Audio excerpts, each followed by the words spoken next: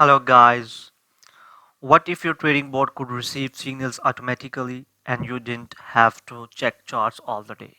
In this video I'll show you how traders connect GMGN AI signals with bots like Trojan bot and Axiom step by step. But before starting the video, if you have enjoyed GMGN AI, you can use our referral code, which is IgGGTrth, which is also being displayed on the screen, or you can also check for referral link, which is available into the description of the video, so that you can save big transaction gas fees forever. Okay, so here's an important notice before we start this step. This setup is about automation assistant, not guaranteed profits. Always monitor your bot and use risk management. Okay, so how integration works: here's the simplest idea.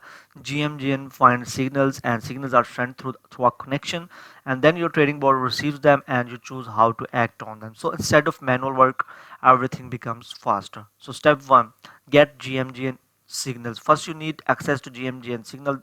These can come from dashboard alerts, signal feeds, or webhook style outputs. Okay, so choose how to connect. Most setups use a middle layer like webhooks, automation tools, or messaging platform. Okay, you can check for the different webhooks. Like, let me show you here what are the webhooks. Webhooks are automated event-driven HTTP callback that allow one application to send real-time data to another when a specific event occurs. Okay, for example, many traders send signals to Telegram, then connect there to their board. Okay, so step 3, connect to your board. Now connect the signal source to your board. In tools like Trojan or Axiom, look for a signal input, custom triggers, or API, or you can say webhook settings.